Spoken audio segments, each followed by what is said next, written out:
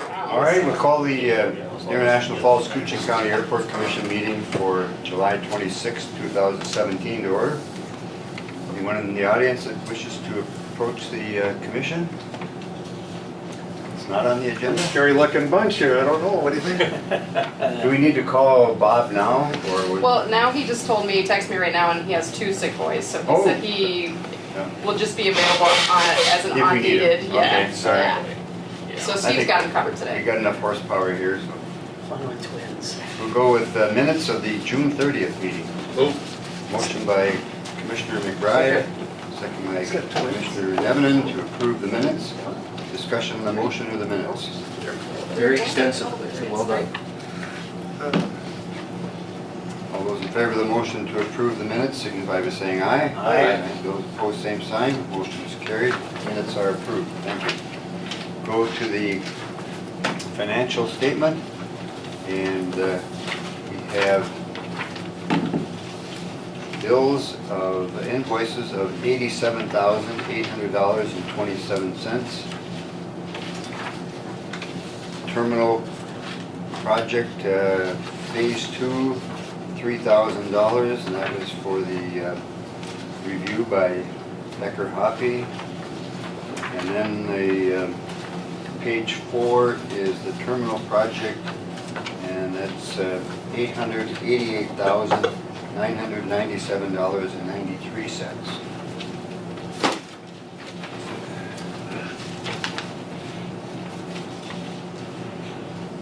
Questions on any of the unpaid claims?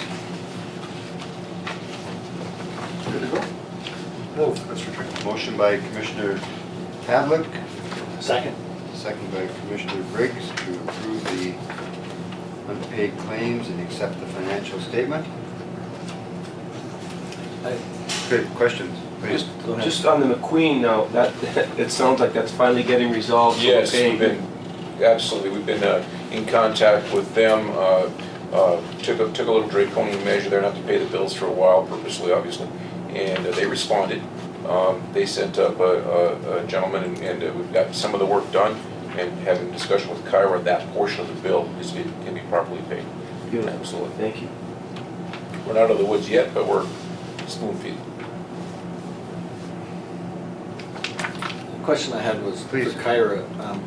How far along are we on phase 1 so far as bills paid, or are we close to wrapping that up, or are we a long ways away? We're paid through, these are bills through June. Yes. These are June's bills, so then we still are gonna have July. So everything, and all the August. work coming in through this month and next month? I don't know if they have a percentage on that billing, we should somewhere, but I'm thinking we're about 80-something% roughly. The monies that we get from the grants and funding and everything is coming through. Yeah, Don Berry is doing an outstanding job for us at MnDOT, getting the monies back to us, FAA and state monies, and bonding. Commissioner McBride. Just a couple questions. There's pretty big bills this month. And Mary Bridge, is that for 106,000? Is that the jet bridge? That is the jet bridge, they are into production on that, trying to get out here in the next 2 weeks to start that work. So yeah, they're housed parts and pieces that came in as they're into production now, they're being getting paid for that. Hanson Electric, 242,000. Wrapping up electrical work. Yeah, it usually hits right about this time as he's getting all the fixtures installed and the labor done to pull that together, and communication is a big piece of his puzzle as well, and security. Teleflex, Logan Teleflex. Logan is there getting the baggage handling system done. They had a little bit of a snafu on some of their coiling doors where the bag slide is that they had to reorder, but I think they'll be back there in a week or so getting that finished. We're getting there. Getting that right. I see the ramp lights are up. They look like they're LED, is that right? I believe they were LED. They sure look like it. Yeah, they had them on this morning when we came in there. Yeah, they Seemed have like they were a them on, lot brighter than the existing ones. yeah, they had them on Sunday too. Are they recessed into the? No, they stick out outside the building just like the ones we have now. Oh, okay. That's what Nate had said is, be ready because they're gonna be bright. Yeah. Excellent. Well, it's dark here half the year, so that's a good thing.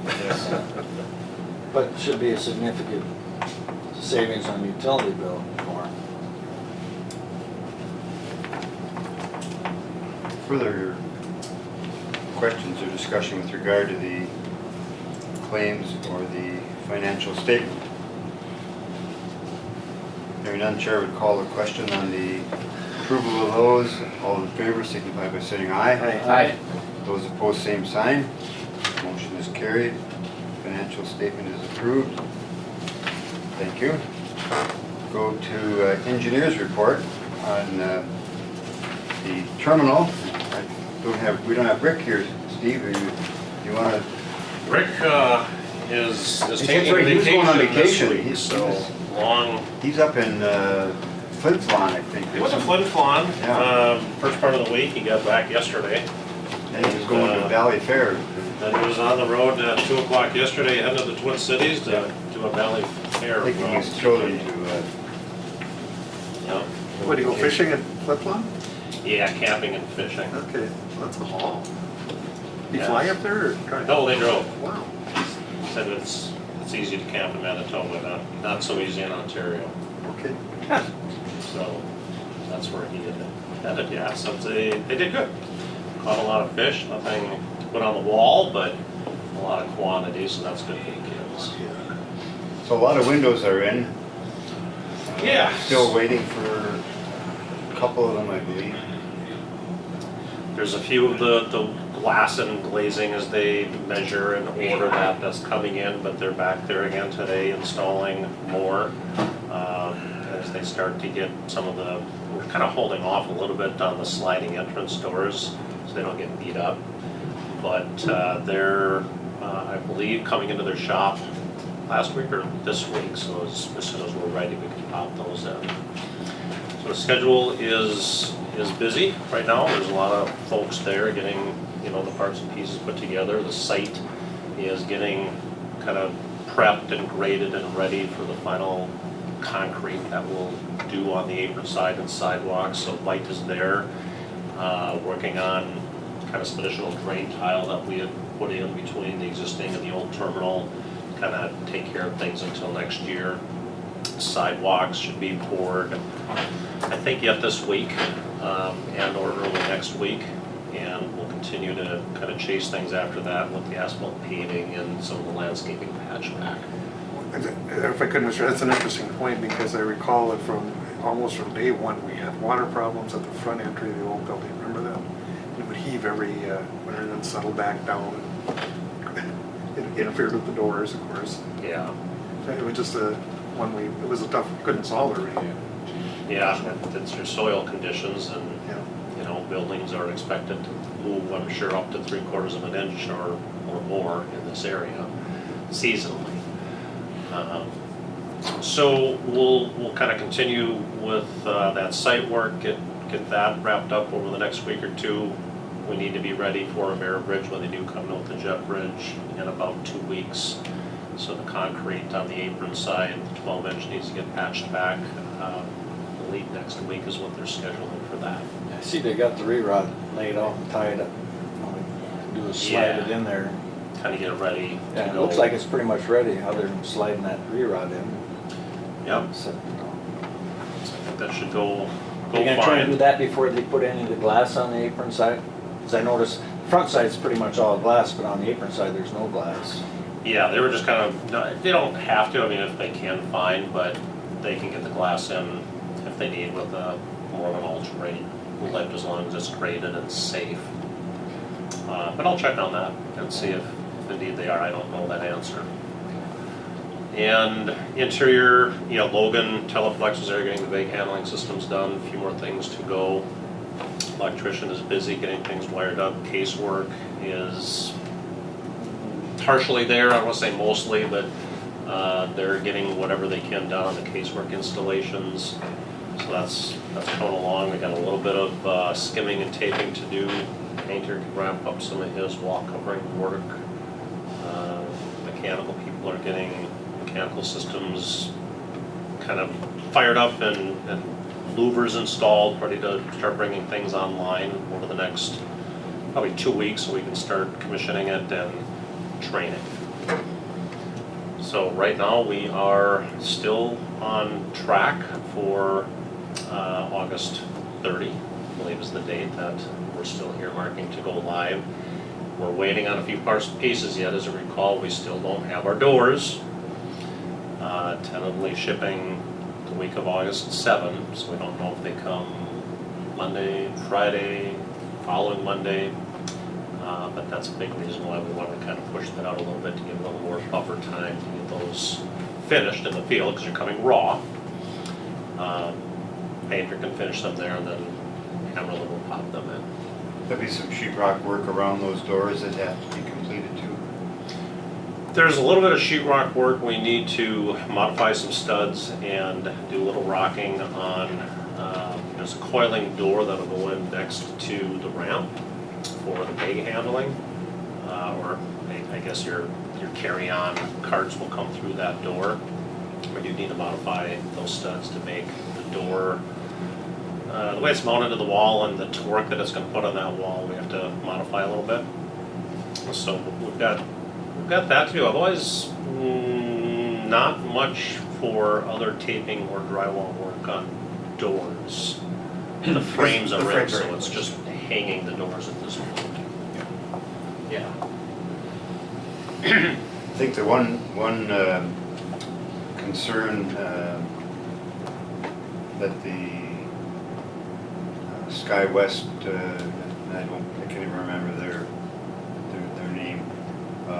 As folks come off the ramp and the other folks are going to go back onto the ramp, there's a question of whether we have another glass door at that point.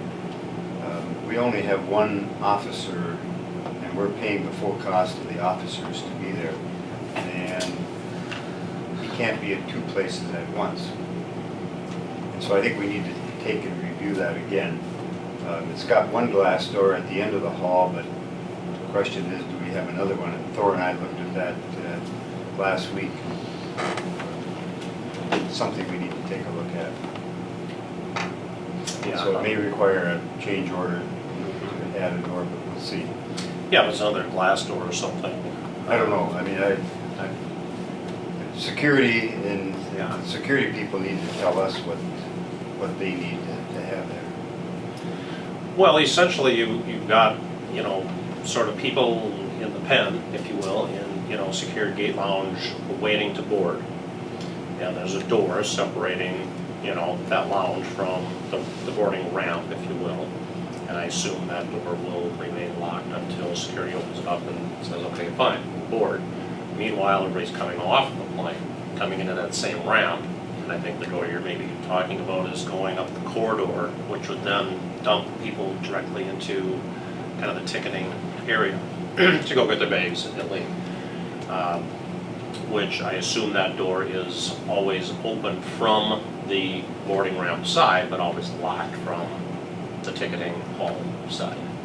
Does that sound about right? Yeah, so I don't know if you all recall, but early in the process we discussed, because there are sort of technical solutions to this problem, and we're in the process of installing them at MSP right now, but to have an unstaffed exit door, you would require actually 3 doors, and they're all electronically interlocked with cameras to make sure that nobody goes back upstream.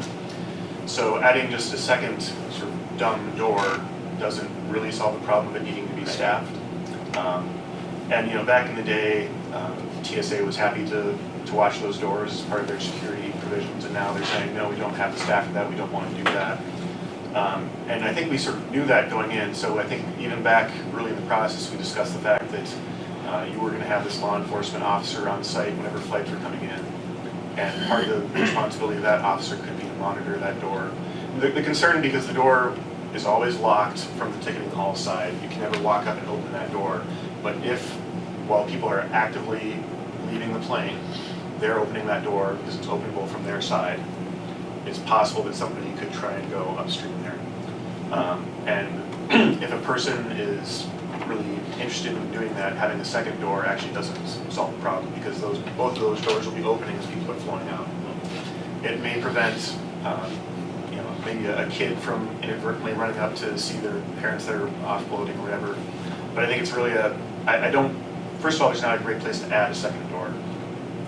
And secondly, it doesn't really solve the problem, because they're not going to be interlocked doors, and you really, to do the full interlock and to have it be signed off as being an unstaffed exit, you do need to actually have 3 doors that are interlocked to prevent that backflow from happening. So I think we could look at having a second door. As I said, there's not a great location for it, but I think it becomes more of an operational thing of finding the right place to have that law enforcement officer staffed, so they can both monitor the TSA station and also monitor that door. And I guess the good news is they're literally right next to each other, so it seems like it should be doable. When do those doors go in? Probably any day now, yeah. Yeah, Okay. so, Well, what's Because when, we all went over there and there was no doors, and that's, I think was a concern that nobody saw any doors at all, so that kind of raised the red flag. Where's the doors? right. Yeah, no, and it is a concern. It's always an issue, and especially on smaller airports where there's maybe not the full staff to, or maybe the bigger airport TSA would say, okay, well, we'll pay for somebody to watch the store. And that's what happens right now at MSP. They just have a single set of sliding doors, and there's a TSA agent permanently stationed there to watch those doors. So I was just wondering, I mean, is signage, would that help? I mean, the do not enter? Or... yeah, yep. So we'll have signage there. There is signage as part of the package already, and I think so there's kind of 2 situations. There's one, the person that actually is intending to do something nefarious, like that probably isn't really going to happen at this location. Like it just seems so unlikely. So it's really the person that is accidentally, for whatever reason, they maybe walk out and they think they forgot something and they try and go back, or like the family member that tries to go upstream there. Sounds like something a county commissioner would do. I mean, if there's 2 doors there, Yeah. where I think they're gonna be, in my mind, that should work. Yeah, there's You know, one separating the one door that is separating the secure area The gate while- lounge. for the people waiting to go on, Right. can stay locked. Right. People come off, well, as soon as everybody's off, you can go back and lock that door before you open the other door. It's kind of what we do Yeah, now. or You know. watch it. Right. I don't think there's a door on that one. Well, there isn't right now. No, I And know, it but- didn't look like there was But there gonna will be, be. and that was the concern. It didn't look like there was gonna be any doors, period. But, No. you know.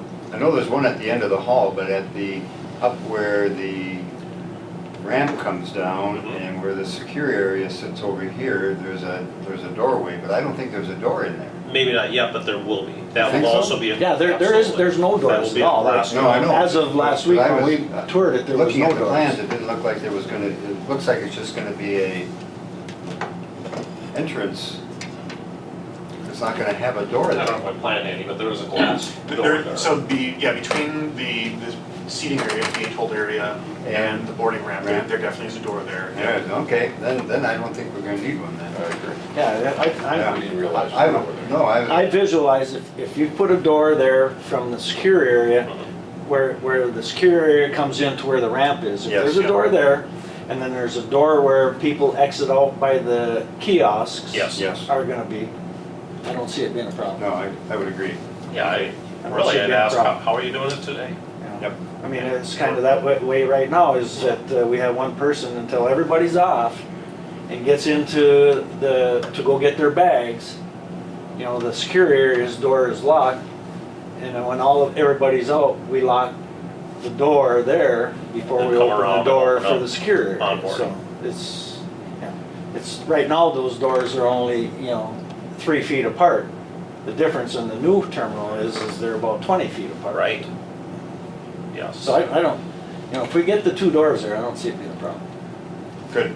And they've already got SkyWest to get us radios, so if we need to staff it, that we can communicate with radios, because we wouldn't be able to see. And then, do I understand you may be heading over there after the commission meeting as well to relook at this again with Holly? Is that, Bob had mentioned maybe Bob Coors, that you might be heading over there again after the meeting today to maybe revisit that. Yeah, Holly didn't say anything last night about. Okay. about- So I think we're fine. No, I think don't know we'll if wait. There's We'll wait. I went out to the meeting last week, or it was on the conference call, but I Right. didn't, I haven't been in the building at all. okay. And if it helps, Destin, I can certainly put together a quick, picture of the plan showing door A, door B, onboarding, outgoing. And I don't think it's a whole lot different than what you're doing today. It's a matter of staffing it right or locking it, like I say, in a protocol fashion. There's 2 doors there that can be locked. Mhm. I don't see it being a problem. So I think we'll be okay on that. And yeah, as you walk through and don't see everything that's in there final yet, certainly good questions that come up out of that, but I think it's covered. The only thing, or if I could, Mr. Chair, the only thing I noticed on our tour there was how low it is going up into that mechanical at the top of the stairs. And are you, anybody taller than Thor would have to be a little careful. Are you gonna put a warning sign in there or something, or a sticker, or? Yeah, we can look at that. Oftentimes we'll put safety yellow or, Yeah, something like Yeah, some you kind put of the yellow, indicator. black stripe on there. Yeah, Just something to get their Caution. attention. I could just see a tall guy walking with his head down. yeah. Well, it should only be, It should only be maintenance maintenance people that people. go up there and, Most of those are shorter than average. nice to have some more height, but You- my mom used to say, you'll probably only do it once.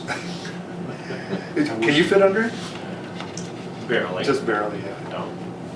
It is tight. Mr. Chair, Please. you had mentioned about things starting to go live and training. Now, last meeting, when Ted was here, did we, any agreement with him for training on the HVAC system and all that, or did I miss that? I mean, He's been working on the B3, but I don't know that, yeah, I think your crew is gonna be running the HVAC, aren't they? The air conditioning and, But that'll be all all underneath that whole umbrella.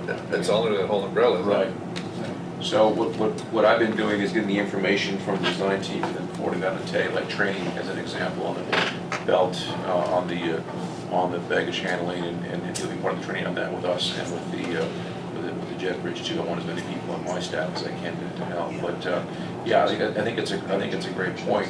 We're getting to that point for Ted to be on board on that HVAC system, the B3 example. Wasn't he going to bring back a proposal on? I believe he was. I thought we were gonna get a proposal from him on That's, I was the a whole thing. little unclear whether he was the gonna B3 bring or whatever they something. call it, that he had to do. But it was getting to spun up the on. point where, I mean, you probably should be, I mean, we're Yes. 6 weeks away from, stuff's gonna Less. start. Right. yeah, he's out of town today. He's had some training, can't remember where, Grand Rapids or someplace. And, So that was our understanding as well. As Mark Meester had pointed out, Ted seems to be a very knowledgeable fellow and understands, mechanics, and certainly the P3 site, but just to help train, understand, guide a little bit as this thing is coming up and operational. I always worried about Ted because he loves that stuff. Yeah, Who loves that, right? Oh, yeah, exactly. I mean, just. He Certainly does the a great first job. year Great. that there'll be, just like anything new, the getting used to period, if you will. Things do function and operate. Make sure we don't get things out of balance, out of control. But when Rick is back next week, he and I chatted about getting a little more organized plan to pull in the right people at the right time. Bag handling, a little snafu on these doors, but they'll be back, get that done, and plan on doing their training at that point, along with the mechanical systems and any electrical and security. Well, no one's more dedicated on that stuff than Ted, that's for sure. Right. So. Good. So are you gonna be here on Wednesday of next week? Yes. Yes, good lead-in if you wish. That's the to phase 2. second, is it? It is August 2, August next 2? Wednesday, and I'm not sure how much. August 2, phase 2. August 2 for phase 2 rebid. Yep. Some of the commission folks may have thought I was gonna come today. My apologies if we didn't get that note out to everybody with rebid numbers on the 3 packages we talked about, carpentry, structural finish, and then the site concrete. We were gonna try to have bids due yesterday, so I could come today. We decided to hold off one more week to make sure we had enough time for people to do a good job. And there was some interest both locally and regionally, if you will, that I think putting that off another week, we should be able to get you, I hope, 3 bids. So that's the goal. Up North Builders seems very interested. Wanted to give them enough time to do a good job. That's great for the carpentry sections. And then on the site concrete, Hawk and Hamel and possibly one more. So before we go to the phase 2, next, is it 10:30? Next Wednesday then? That you're gonna have? Every meeting Every we have is Wednesday. 10:30 every Wednesday. But are you gonna be up for that? Is that gonna be a tour or is that I gonna be? would be up for that, absolutely. So Yeah. maybe if anyone from the commission wants to join Great Wednesday time. the 2nd for the tour, that would be an opportunity to get up close. We could absolutely do that anytime, in the morning. Rick will be there certainly all day, and then I'll come back over to City Hall for the bid opening. That's at 10:30 at 2. At the airport. I will note, so I think Bob, Coors, and myself won't be back on site until the 9th. Until the 9th? And yeah, we're usually typically up here every 2 weeks. Yep. So we don't need to be here for you to have a tour, but if that is a better date because we'll be on site, that might be an option as well. Okay. But do you think it'd be better to wait the 2 weeks? Do it both days if you really wish and see the progress. If next Wednesday, by all means, come on by. If there's anything specific you may want Bob or Destin to help, guide or show, then the 9th may be better fit for that. Okay, so maybe You want to wait till the 9th? it's fine. Okay. We'll do that. We'll plan on the 9th.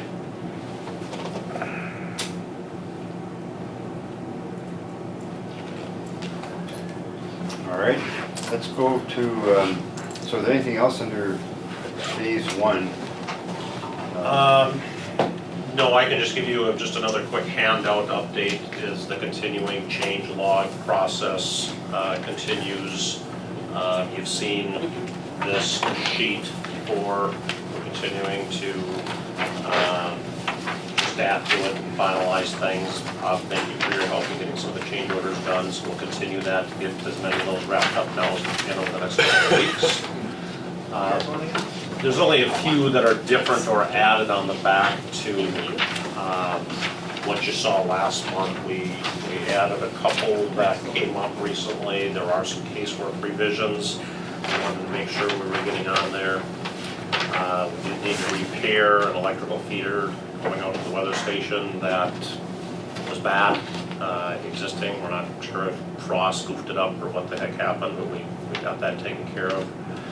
I do need an answer on a utility sink for, and I'm not sure if it's for Delta or who, but in the bag handling area, what's currently designed is a hot and cold faucet on the wall.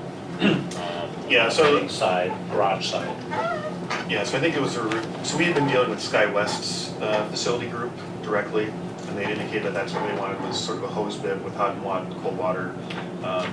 And then, I don't know, a couple weeks ago, Delta said, oh, we really want a sink, not just a hose bib.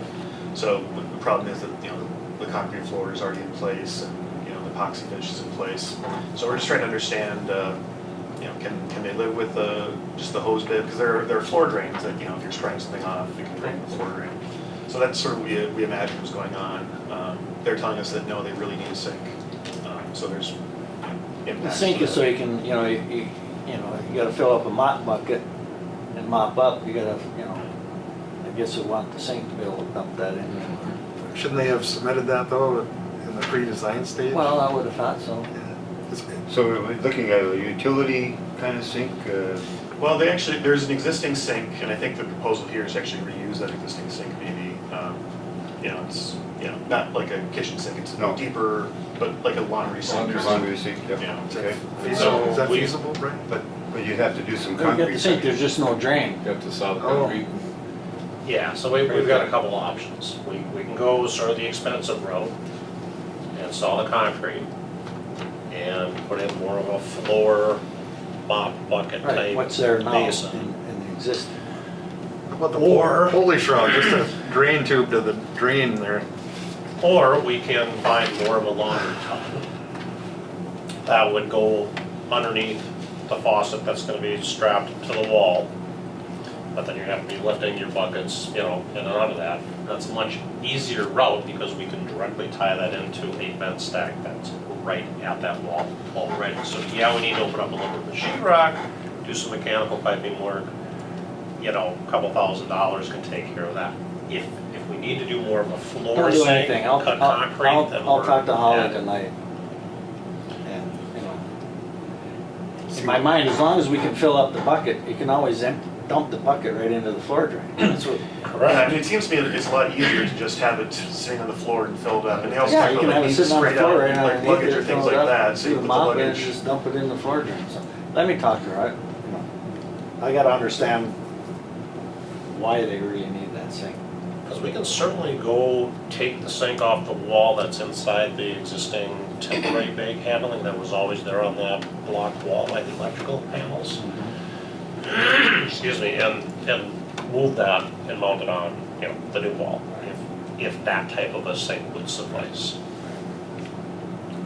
Let them know, Brian. Yeah, I'll let you know. So it just should be a note. Yeah. Yeah.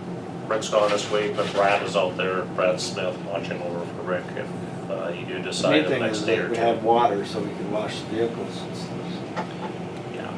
Well, if they insist, I like your idea about the punching into the sheetrock and the air stack. That'd be a lot cheaper and still do the same thing. And it's okay, we've already checked with the plumbing inspector, he's fine to basically wet pipe it as well, call that. He's okay with that. If you- Cutting through all that new cement, that's just, Oh, that wouldn't be good. We can do it, we do it all the time on remodels, but you hate to do that on a brand new floor that we just poured. And it just, no difference to Brian or anybody, it just sounds like somebody had ideas, it would be nice to have a sink there, so they throw it in and see if it'll stick, but Right. to me, we can say no. You got a There's another, got a faucet on the wall and a pail right there, and that's, gosh, at a certain. I'd rather have that than try to lift it out of a sink. Well, I gotta find out why. yeah. I mean, I listen to a lot of things, a lot of P and M that, Whatever there's no you- 220 in the ops room, and there's not enough outlets, and this and that. We're not there to cook. Right. I mean, they're 3-hour shifts. And The one thing we always So I just suggest- kinda let it, is, you know what? Use it. Move in, use the facility. If after 6 months, you find that there's something that tough that you need to make a change, you can do it then. It's usually just kind of getting people used to, the new thing. And it's more of an operational issue. Well, it would depend on Brian there, because you're there and then you know what's going on. yeah, well, If they need it, they need complaining it. that the ops room's not big enough and this and that. Most people, is only 5 people. Yeah. It's like the Only there, JR, it's like the JLR guys. You give them a big screen TV, it's not big enough. They want a bigger big screen. You know. Need the Megatron. I guess, Thor, maybe before we leave the generator, we had the calls on the electrical generator size and where we were on that. Yes, last week, who was on the conference with Bob? Was you and I, Jackson, Coors, Dustin, were you on the call? I'm not sure why I wasn't, but I wasn't. Okay, I was on the call, Nate was on the call. Nate was on the call, Yep. and to really encapsulate the discussion, right now, the current generator that is in place is 250K. And through a series of events and through the spec needs for the fire pump, okay, is that if we had the perfect storm and we had everything on demand at the exact same time, we lost all power in the terminal building, all power inside the fence, our building down, etc., and we had a fire at the same time, the generator as it sits would not be able to run 100% and start the fire pump. Once the fire pump is running, we're good. It takes 4 times the energy to start it on the start of the phase. Through a series of discussions, talked about running a sequence system, which I believe we're going to go with for now, per se. That in case we're going to run everything we can at this point in time at a 250 level, and then if the fire pump is demanded, then through a sequencing of circuitry, it'll bring down the 100% of lighting to emergency lighting. The fire pump will be able to start, and we'll be in a safe zone. Obviously, there's a 99.999% chance we're going to have a power failure and never, frankly, use the, we hope and pray you don't have to use the fire pump. My biggest concern with the fire system is that if it accidentally gets deployed and we stick 12,000 gallons of water into the terminal building, then we're going to have a problem. But that we'll cover that at that time. So through the discussion, and Steve, please jump in. I believe jumping from 250K to 300K, it's a $9,000 expense, Correct, correct? it's about a $9,500 quote that Hanson Electric had already given on his phase 2 quote to upgrade that 50 kW more capacity. So the group thought strongly, unanimously that was the way to go because it'll save us in the future. And then for future expansion needs for the airport, if and when more lighting requirements, emergency circuit requirements, go with that option. And we would defer that to the phase 2 work Yes. and cost, along with some other connections of some existing equipment at that time would go on to that system and make sure everybody is okay. Bag handling, some receptacles, maybe some more lighting, the things we've talked about. That's pretty easy stuff to do at that point. There's no reason it has to be done today. It's one of those things you need, we just, when the courthouse was built here, the new addition, there was a generator put into the basement. And we just replaced that a couple of years ago, never was used. It became obsolete for parts. Sure. Is our sprinkler system a dry system or a wet system? Wet. It's a wet system.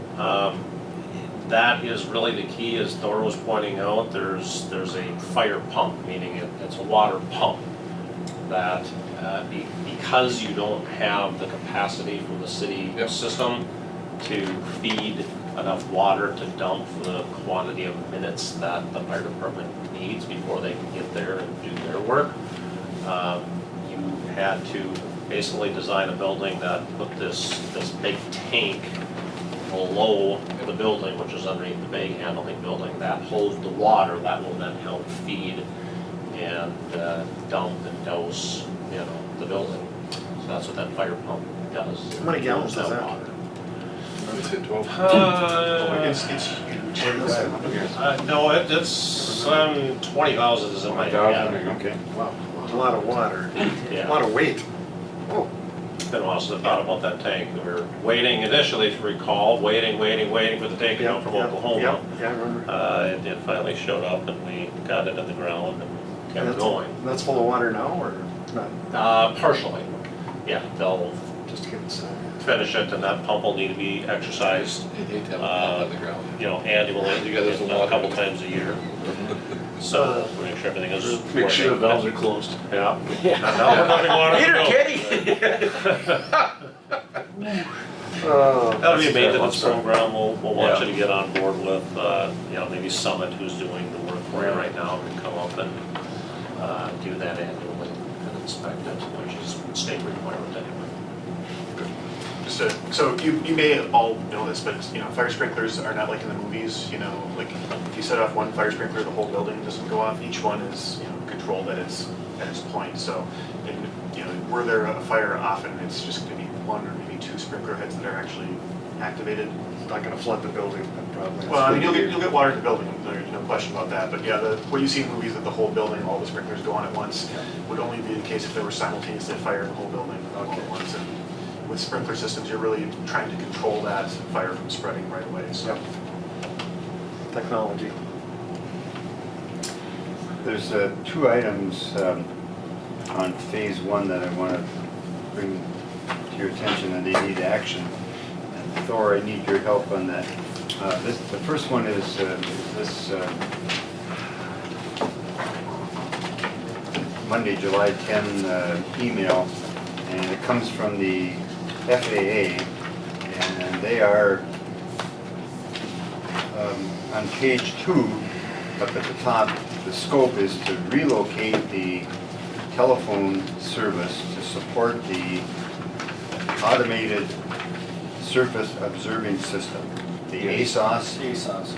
Okay, and so they're going to have to run a new line from the terminal building to the ASOS antenna or reading, whatever the unit is that does the reading there. Correct. And so on page 3, they're not going to do that work. The FAA is not going to do that work unless we prepay. So they don't trust us. So they want a check for $14,099.88. We've been there before. Unbelievable. And so we need to prepay in order to get that line put in. And I think they want to try to do that yet this year. Yes. What exactly does it do? It's the weather, Okay. and a pilot can't leave.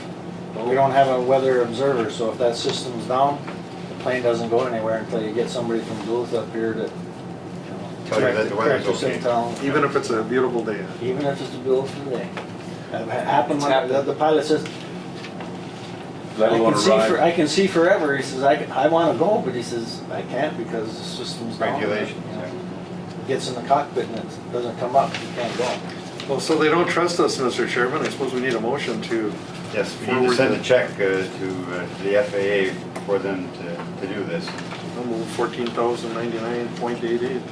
Okay, motion by Commissioner Havlick to approve the ASOS wiring contract with the FAA for $14,099.88. Second by Commissioner Nevin. Discussion on the motion or the project. Tell them we don't trust them either. but- I've got too many questions to even ask. Okay. After you pass it, I'll give you, go ahead. Further discussion? All those in favor of the motion signify by saying aye. Aye. Those opposed, same sign. Motion is carried, project is approved. Thor. Here you go.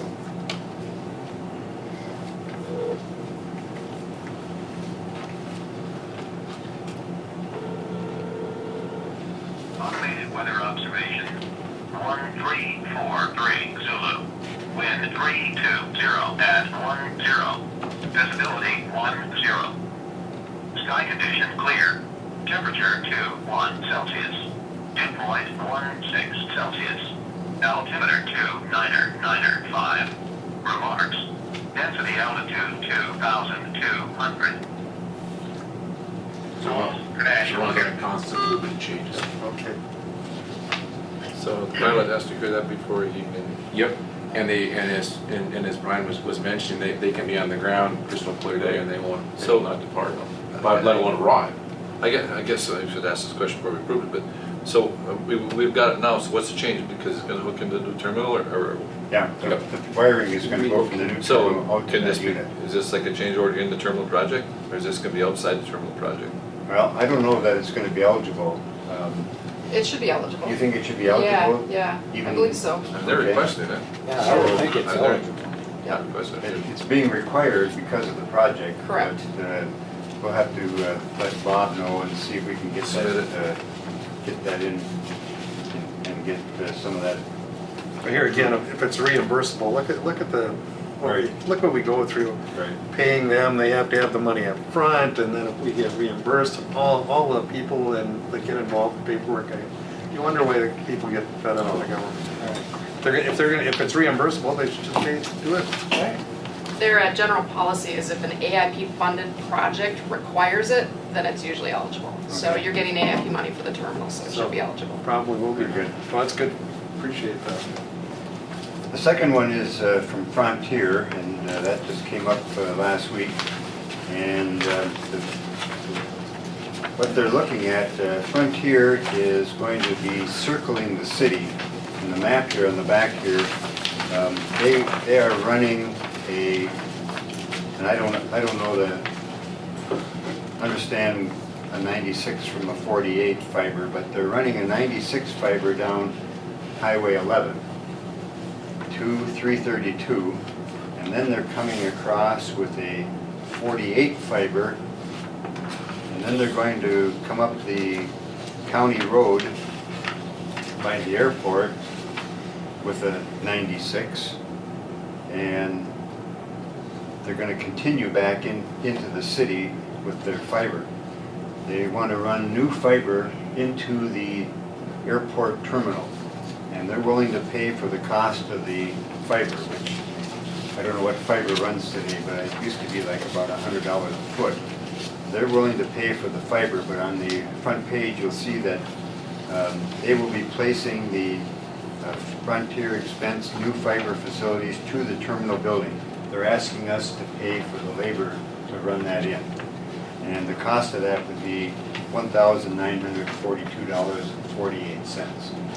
And then looking for that cost share to place that cable in. But it would give us fiber right into the terminal building. I didn't quite understand the layout here. Are they laying all this cable through the city? Around the city. And they're gonna take care of They're that. taking care of all that. And what's the purpose there? Redundancy. Yeah.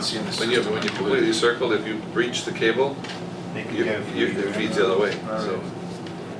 And so they're investing a lot of fiber in the community.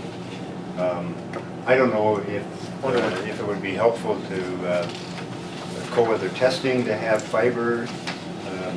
JLR is looking at some point in time, getting fiber to that building, so that would. To the cold weather testing building? They of course pay for it, but the proximity would certainly help, but. So we can see a benefit here too. Oh, yeah, I mean, and this is an investment that they're making, and a small investment on our part that I think as technology becomes greater and greater, I mean, it's right there. We want to. I wonder what their cost is to run it. Oh, It's gotta be a lot. Oh, well, it's Frontier, and it's Paul Bunyan, and it's Northeast Service Co-op, so we're gonna have 3 different fiber, and that provides redundancy, which allows for that data center to occur. You have to have 2 providers with Yep. backup redundancy. I guess I will move on that, Mr. Chair. Motion by Commissioner McBride to approve the $1,942.48 expense to have fiber run into the terminal building. Second that. Second by Commissioner Devonen. Discussion or questions with regard to that motion or the fiber? We're probably getting by cheap on a project like Very, that. they just want some contribution as part of that, so. I guess that's not reimbursable. I don't know. I That's don't something we know, could but we can request. certainly ask. Yep. Yeah.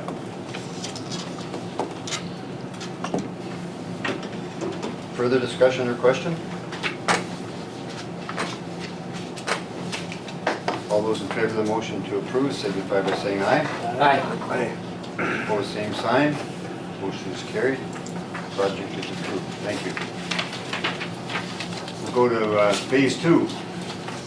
So phase 2, again, the only change right now is just holding off one more week to get better and more bids on the 3 packages that we had held off on, which were structural carpentry, finished carpentry, and site concrete. So at 2 o'clock next Wednesday, August 2, we will take those bids. I think we chatted, I don't know if you need to host a special commission meeting to review those prior to end of the month normal commission meeting. If so, and maybe that's about Court's question, if there's a need to have those physical, accepted numbers by you to get to FAA. Generally not. Okay. So we can make that decision later, but at this point, we'll plan on taking the numbers, certainly share that right away, but formally look to August commission meeting then to act upon those numbers. Yeah, I think you can inform FAA of those figures, estimated figures. And, Exactly. subject to the approval of the airport commission. Good. I think the only other piece, Steve, that we need to advise the commission on is that in the action that we took at the last airport commission meeting, we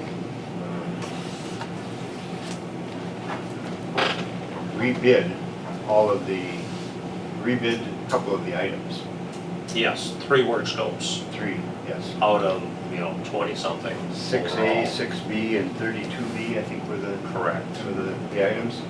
And the one of the contractors was questioning our doing that.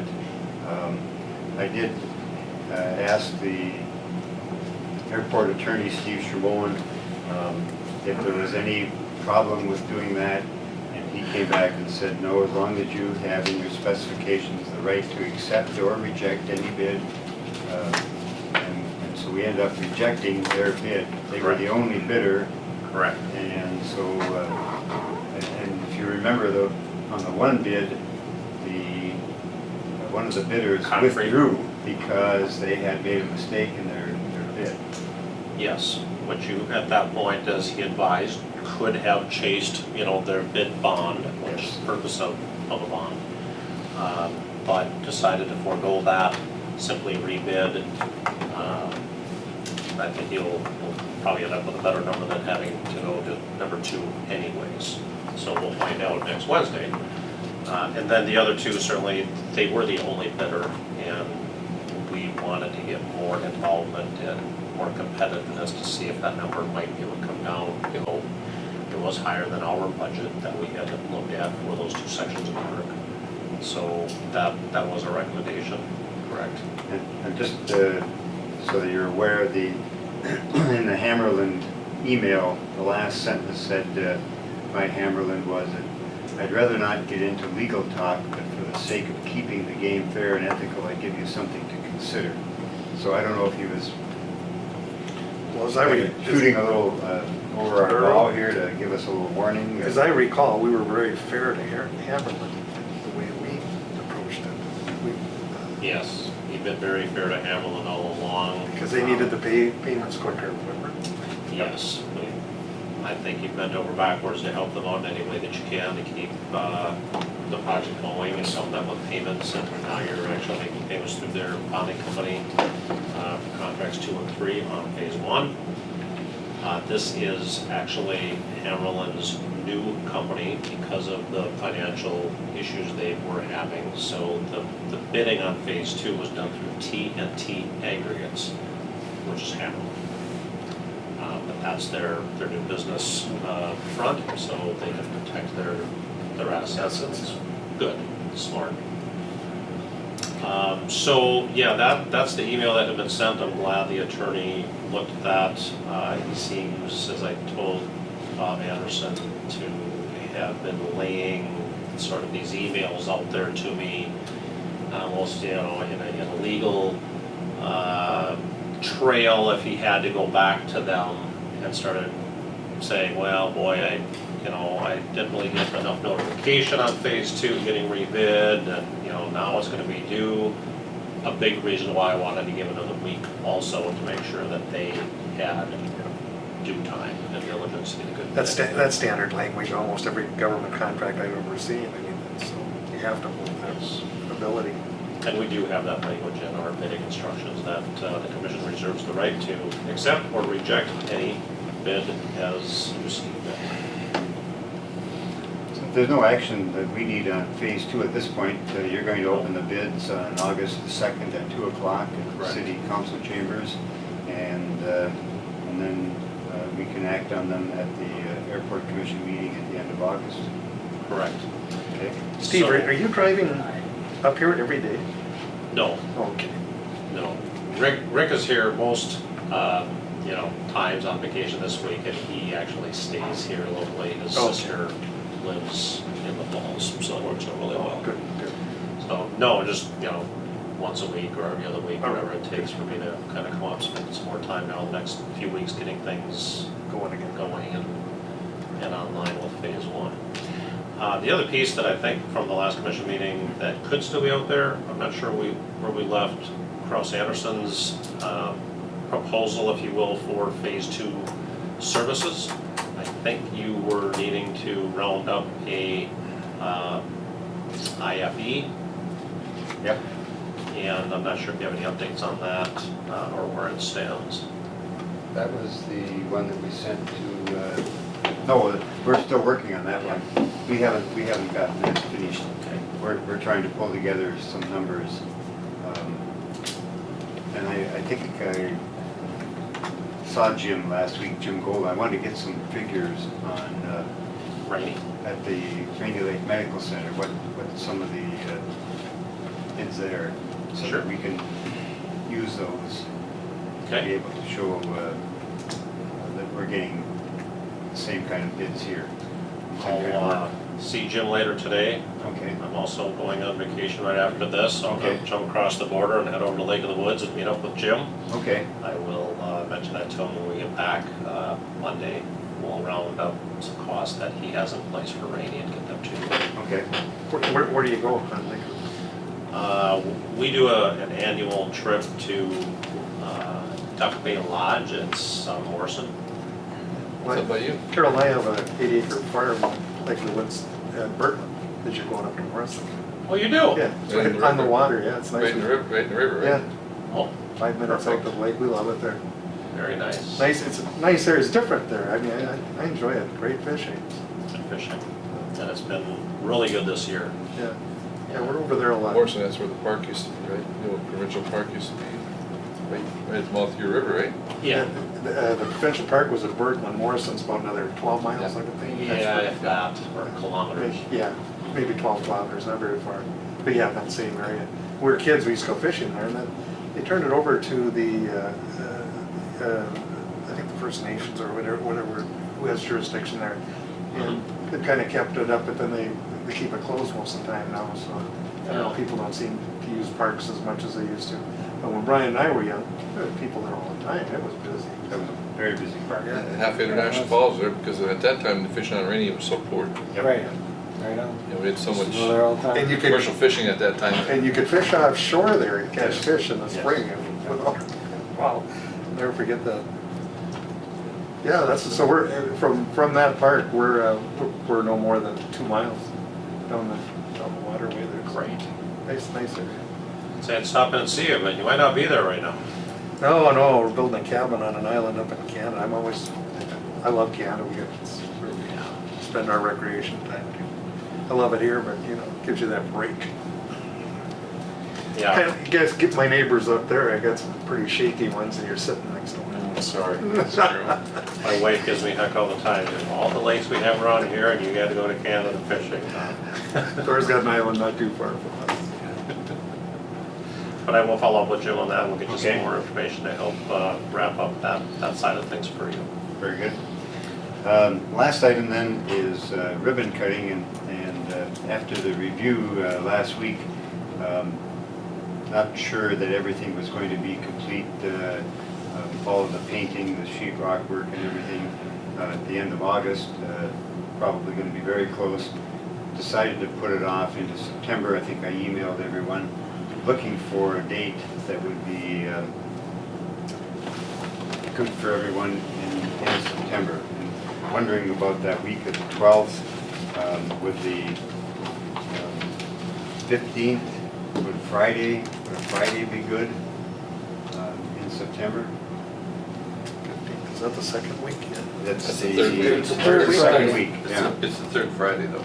Third Friday? It's the third Friday. Yeah, I'll be at corrections. On Friday? Yeah. Okay. If it's the third Friday, that's when they have it. And I have to be there for that one, we're spending money there too.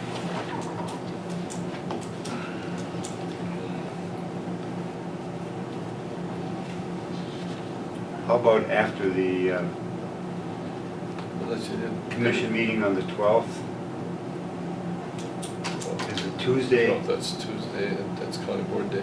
Yeah, that's why I'm wondering if we took an hour out at noon or something like that to do a ribbon cutting. Something like that work? Sure, just would give it to Jen so she knows this, when she does the agenda up to allow that time What slot. time is the flight out, Brian? Time to- It'll be gone by 11:30 and the next one won't be in until between 4 and 4:30. So 12 or 12:30? We can do it at any time as long as we set a time and we can tell Jenny, then Yep. she'll just arrange the county board meeting around it. so. Might even be later, because there's a month there in either September or October where that 5:30 flight's going to a 6:30. 6:30, yes, I've already gotten called on that, which Yeah. were, yep. Actually, Brian and I could do it any Tuesday. Yep. You know, we could do that for any Tuesday, so. If that's a better day for everybody. If you want to do it over lunch hour, maybe we get a better chance to get some of the business people that have a lunch break, and do it, say at noon. Noon? Sure. Noon on the 12th? 12 or 12? Works. We can get Okay. the other county board members and councilors out there too. Yep. Okay. We had our Minnesota delegation here yesterday and thanked them for, I mean, without them, Good. we wouldn't be in phase two, that's for sure. So, let alone phase one, but I mean, they came through for us and that. Same with this wastewater project. We're doing a $19 million wastewater project in that year, so. Very In nice. fact, at 10 o'clock, that's why I've got to go meet with your counterparts upstairs there on that side of things. So, I come first. yes. Well, they wear SEH shirts, so Yeah. I'm assuming. I think they get shirts to wear. Yeah. I don't know what's wrong with us. We haven't paid for them. Kraus Anderson, they get stuff. Yeah. All right, further on the terminal projects at all? Benita, you got, I just have two quick things. The first one is Tracy Schmidt is tracking the terminal grant separate from the pavement rehab grant with the trigger event master plan. So you may end up with two grants, with that one coming out a little earlier. Right now, she's kind of keeping them separate, so that's just an FYI for you. The other thing, the FA would like to come here for your next commission meeting to do sort of a CIP meeting and kind of talk about where you're at and where you're headed. They've already identified a date, so I want to see if this works for you. They want to do Badet at 2:30 p.m. on the 22nd of August, and then come here on the 23rd, which would be your normal meeting, 8 a.m. On August to participate in your commission meeting and then have a discussion about your CIP. So I wanted to check with you on those dates. I'm not here that week. Ah, okay, well that wouldn't be good. No, I got 3 days in St. Paul, the 22nd, Okay. 23rd, and 24th. We're meeting, Brian and I are going to be with other SEH people. On that day too? Well then, how about you guys tell me what works and I'll go back to those guys. Would the week following, 30th? the 29th, the 30th, or 28th, or whatever? Monday's the 28th, Tuesday's the 29th, 28th or 30th? 30th. That's the 5th, No, that's Wednesday. fifth Wednesday, right? so it should be kind of empty for scheduling anything. Would that work for The them? 30th? 30th. I'll get in touch. Lindsay and Lindsay Butler and Gina Mitchell are arranging them, so I'll get in touch with Lindsay and see if the 30th would work. And then they'd have to coordinate with Badet. They want to do both at the same time, so I'll check on that and report back to you guys. So tentatively August 30th at 8 a.m.? 8 a.m. I know that's moving day out at the airport too, so.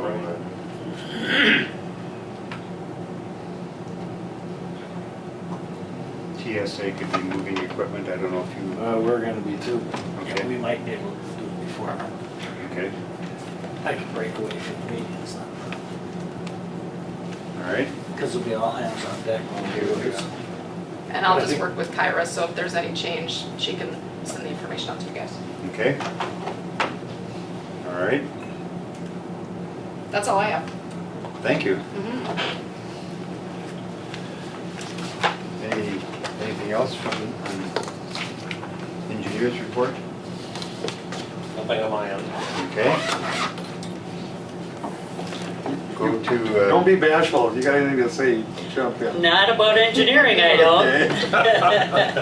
Thank you. I leave that to Benita. All right. thanks, Steve. You're heading out? Steve. I am, yeah. I'm gonna head over there and visit real quick, and then I'm going fishing. Very good. Good luck. Have a good vacation. That'll be fun. Thanks so much. Should've told us Have a great that, week. should've told us that earlier, we'd have got you out here earlier. Find you Worries going at all. fishing. That's a priority. Okay. Well, the weather's gonna be Oh, perfect today. it's beautiful. Yeah. Yeah, Steve, you've got a nice weather forecast. That's good. It was a little spotty earlier in the week, but I think it pushed through. Yeah, looks really Probably fun. had southeast. All right, old business, staff review. Is that the, In conjunction with with the, the With KEDA contract? Yep. We need an approval for the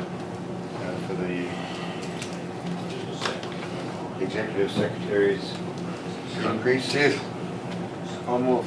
Motion by Commissioner Can't afford to Pavlik, lose her. We need the adult supervision here. She provides it. I guess I'll second. second by Commissioner McBride to approve the executive secretary's increase in accordance with the contract with KEDA. Discussion or questions? All those in favor of the motion to approve signify by saying aye. Hey, Aye.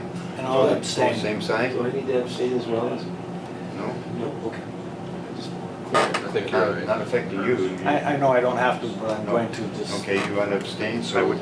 there would be 4 for the motion and 1 abstention.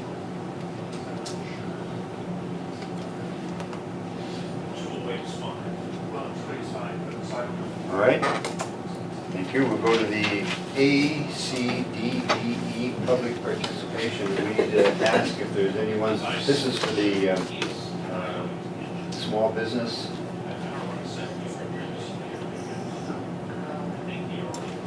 See it.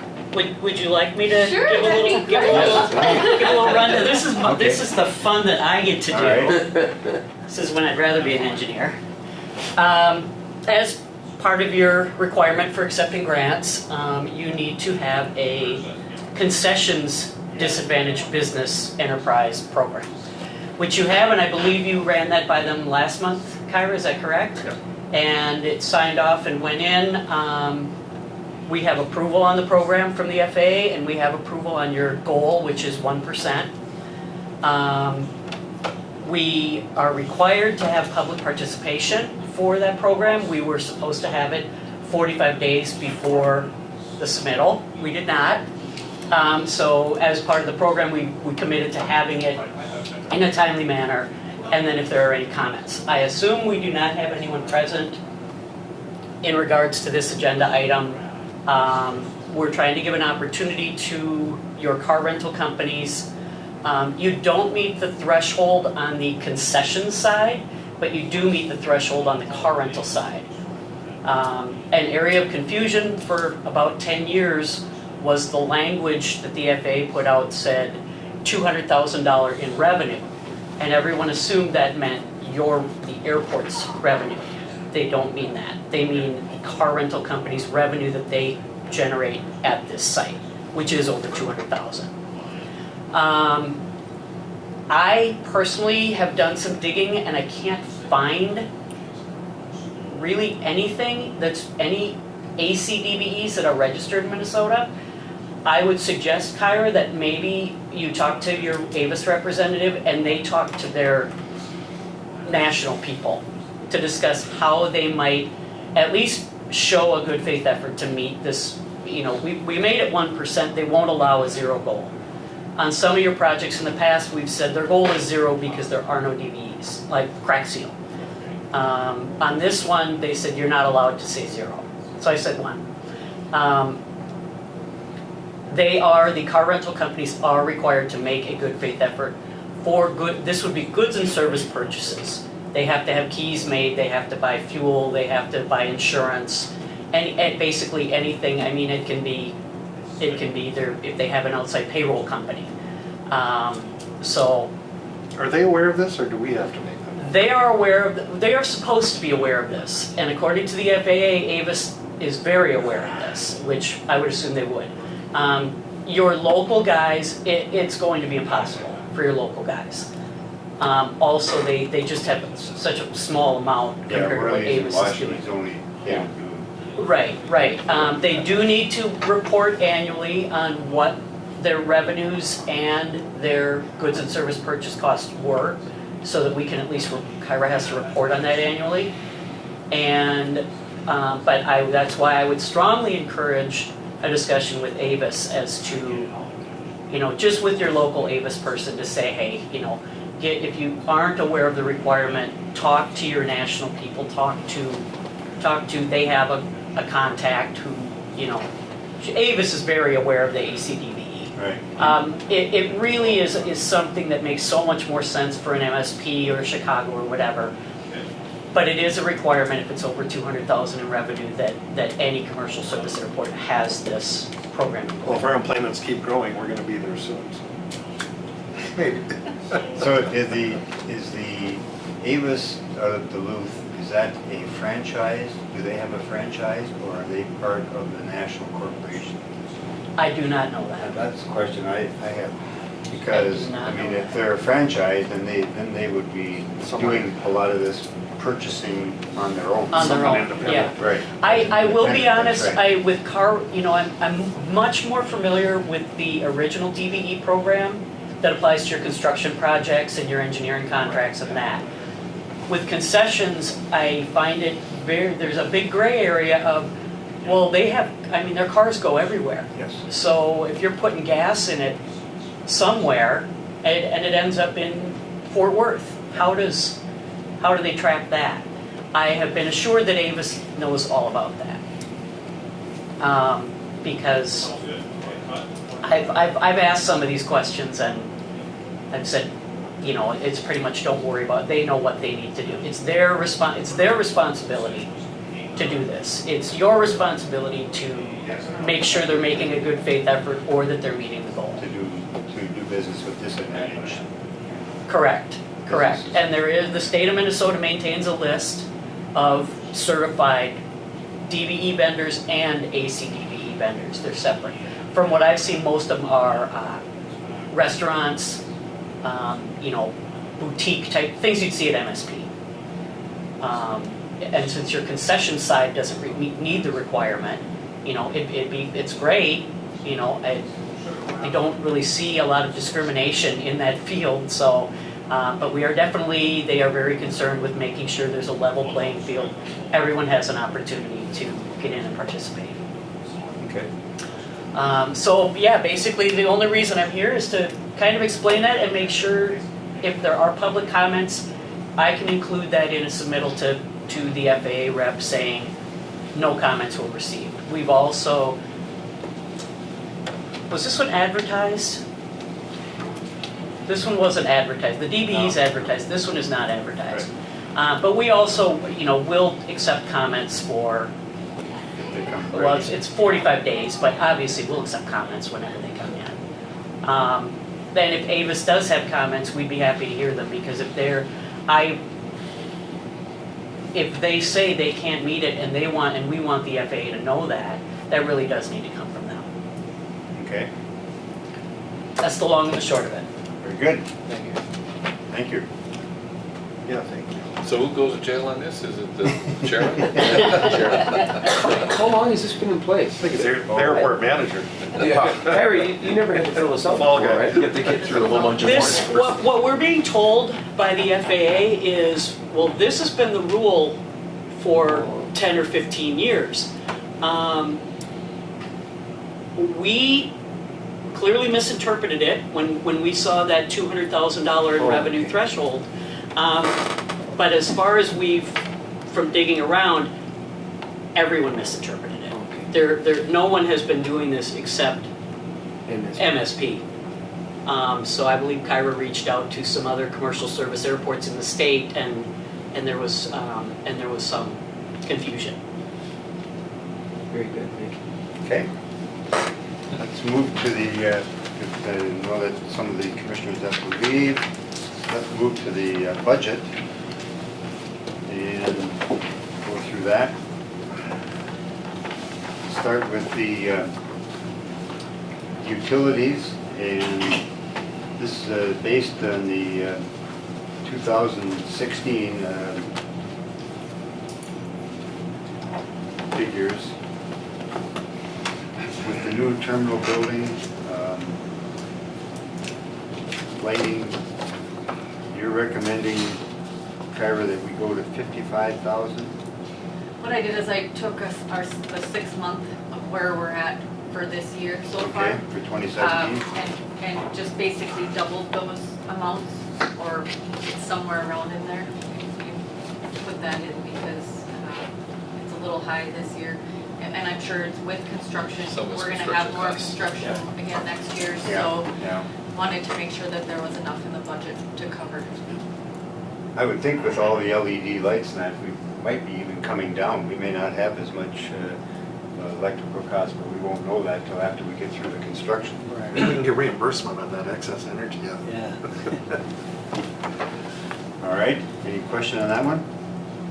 Maybe I would just note that I would suspect while you have both the existing terminal and the phase one building operating, you're actually have probably significantly higher costs because you're essentially operating two facilities. Very good. No way around it. All right, then for natural gas, last year we had 30,000, this year we would have 30,000 again, that would cover it adequately. So no change there. City water, the same, last year budgeted 4,500 and this year we budget the same. On insurance, the Continental Western, last year we were at 30, and this year you're recommending 40 because the 39, oh no, that was the 2016. We haven't seen that bill yet for 2017. We pay quarterly, Okay, so. all right. On the general liability, last year we were at 5,000, and this year you're recommending 65. Just because we have the builder's risk and all of that. Oh, on there. included while we're doing the construction. Yep. Okay. All right, and then the professional liability. Stay the same. That covers the commission members in our work. Very good. Security. Last year we were at 48,000 and you're recommending 50.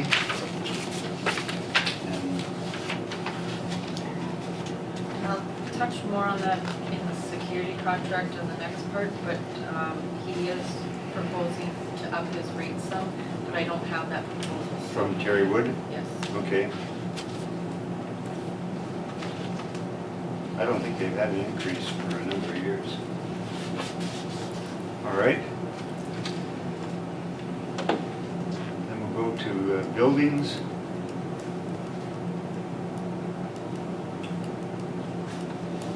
Oh, the cleaning services stay the same. Garbage removal stay the same. Maintenance repair stay the same.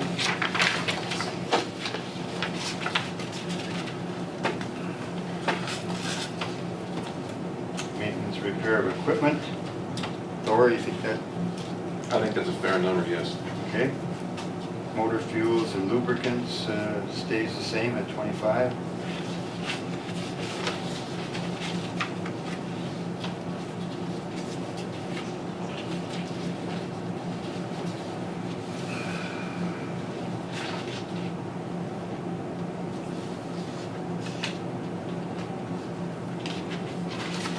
So in 2017, what have we spent there on the airfield and airport?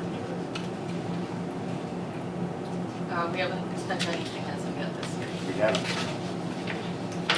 Or do you think we need to stay at 8,000? Yeah, I think that's doable.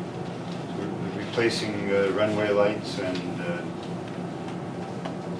I don't see a real change looking,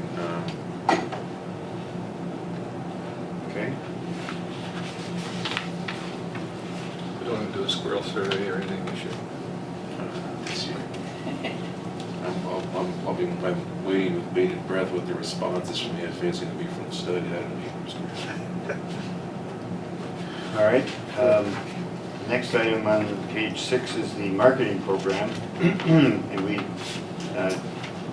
generally budget 15 and we end up getting, what, about 25, 22, somewhere in there. We get about 21,000 reimbursed, 21, okay. or Grant, 22,000, 21.9, okay.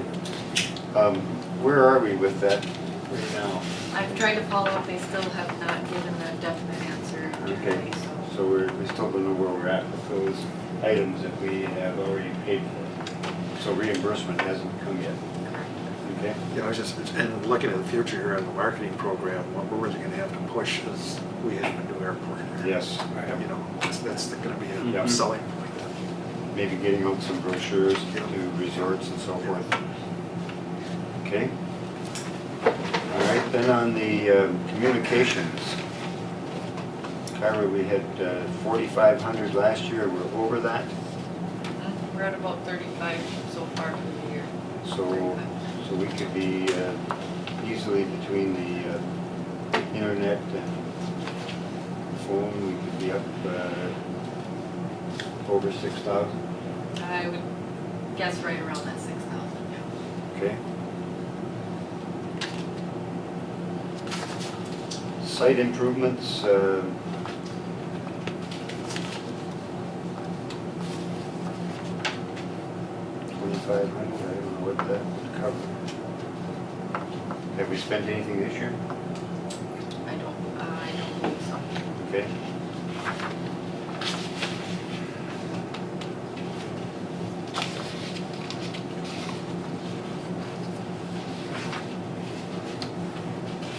And then we have the airport manager's contract on page 7, 265, or anything changing there? You can add about 250. I'm just kidding. Oh, it's good. $2.50. Yeah, exactly. Yeah, that's what I said, you hear me right? That worked good. You said 215, we put the dot in there. Exactly. You guys said the decimal point. Your contract ends on September 18th? The trillion. Well, I mean, So we have it bring us in, the next meeting. Proposal, okay. yeah, might as well get that set. Absolutely. You're not gonna retire on us or anything. If I could. I'm sorry. All right, page 8, office supplies, 500, stays the same. Professional services, same amounts there. Printing and publishing, subscriptions, license fees. Chair. Please. On professional services, on attorney, is that a consent contract or is that an hourly rate that's charged out? He just charges on an hourly rate. So the 5,000 is an estimate for the year? Just an estimate for Yeah, the year. you're generally below that? Yes, cabinet. Subscriptions, licenses and fees, audit. I bumped that up because we have to do a single audit, so there is an additional charge for that with the terminal project and that we'll have the terminal project again next year. I kept it the same as. So we'll have to do an audit on the terminal project. It's triggered by the amount of federal dollars you get, yep. Okay. So we have to hold a single audit just on the airport alone? Okay. Is that something we bid that, or do we have an audit company The same company that does our audit does the same audit. Schlenner and Wenner, because the city does the fiscal Okay, agent, yep. they So use that audit use firm. Schlenner and Wenner, and they they would then end up doing the terminal project also. Who's Key Davis? He's out of Virginia, Pawnee. Okay. What does the county use? We We use use Colleen Hopper. Colleen, she was just. Oh, the one that was here yesterday, okay. Spitfire, Yes. So- Because of the amount of dollars on the terminal, we have to do a single audit. So Yeah, there's a threshold, you put the threshold. It's a $500,000. It's any grant, it's not just a project, it's your federal dollars in a This is fiscal probably 2 year. years in a row we're gonna have to do that. Yeah. Or more with Or more. the pavement Oh, yeah, that's Oh, right. yeah. This could be ongoing. they all need to be done separately. Each year. Okay. Yep. All right. Travel and training. Okay. Keeping the same there.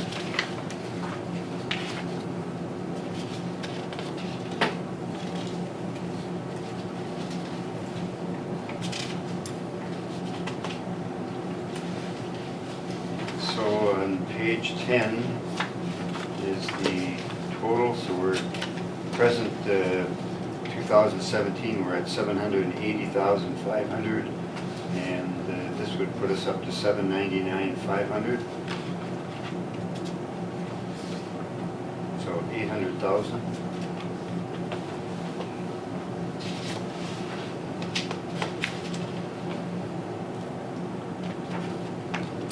So that's about a $19,000 increase.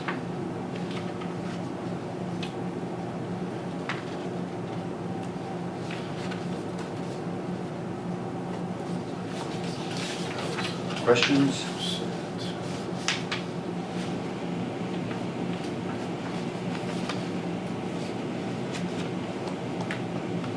Well, some of that's due to the cost of construction here, so. Yes, some of it, certainly the audit, increase in insurance, and the increase in Energy. security and energy. Yep.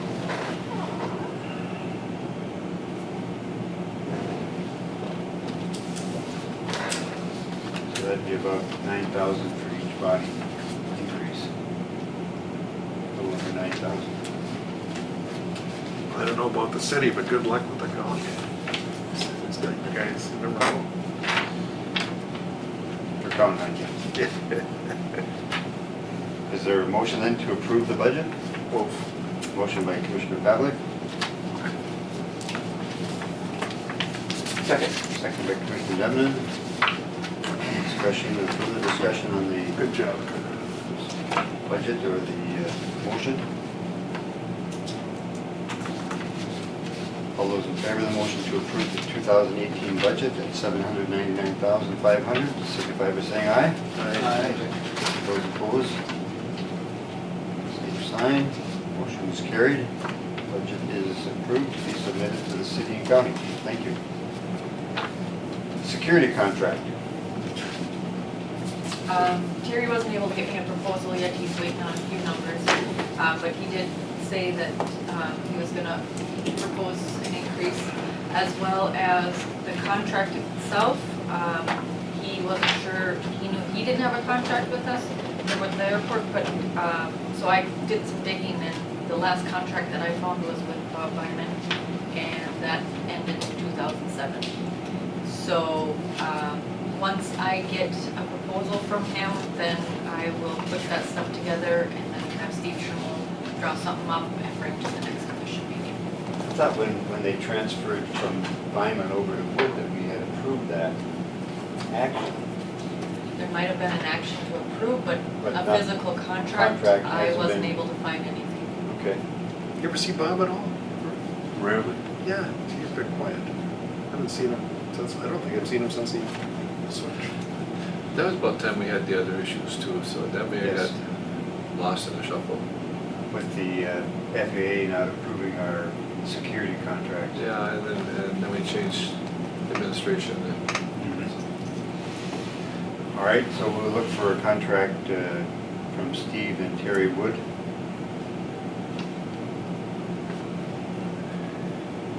Very good, thank you. Anything further on that, Kara? Nope. Okay. Managers report. Yes, how to keep it as brief as How's the possible. summer been? You know, it's been good, no complaints. We're right along with the outpost camps and the resorts and with the employments. I mean, we're kind of right there. Smaller craft, the 100 octane, they're becoming less and less. The jet traffic is holding well. The turboprop traffic is holding well. So no complaints there. I think it's a combination of people for whatever reason are optimistic, and the economy seems to be rocking, and you know, the Canadian exchange rate I think is helpful. On that level, before I forget, a good segue to go over to scheduling. We had a conversation last week about chatting with Delta/SkyWest again. We promised them I believe a July Yes, review, if I on recall. our schedule. Yes. And I think Brian pointed out now that the schedule, is it just one It's month? just 1 month. 1 month, they're gonna go from 5:30 to 6:30. Yeah, I wonder why. It makes no sense as far as the clocks go. no idea. Because that, and I know there was 5 people were going to Aruba, and they're going to end up on that 6:30 flight. And Randy Bozia? yeah, Yeah. and so he called and said, why are they putting us another hour? It gives them a half an hour to make connections in Minneapolis. I didn't know that was a legal connection. I thought you had to have an hour between flights. I don't understand, because it's always an overnighter anyway to go to Aruba. Yeah, I don't know. Unless What are they- unless he's just trying to get to Atlanta Yes, that's what it is. that night, Yep. but, you know, Going east is always more you know, difficult. it's nice to get to Atlanta, but you can overnight Minneapolis and catch the early morning flight out on either Delta or US Air in the morning and get to Aruba, you know, by 2:30 in the afternoon. Well, he made his reservations, so they have their reservations made, but it's a 6:30 flight. He said, Carol Don't- and Alice went to Arizona this year, and they made it in a half hour, but what they did, they got one of those carts, or those electric carts, and that took them across the, you know, to wherever the next plane was, and they Right. made it. The only reason that I could think of would be that they might pick up more passengers that are coming up here, you know, because It puts an hour later. it gives it for an that. hour later, Yeah. so that you get into Minneapolis from wherever you're coming from and be able to catch that flight to get up here. But for just the 1 But month? for 1 month, I don't know if they're just Just try it. trying it out or what. Well, that's what, Thor and I need to have a conversation with SkyWest. It's a question which way it's gonna be. It may be better for incoming traffic, but it's gonna be tougher for outgoing. Yes. Yeah, one or the other suffers, yeah. But the number of flights doesn't change, just that No, time. no, it's just that time.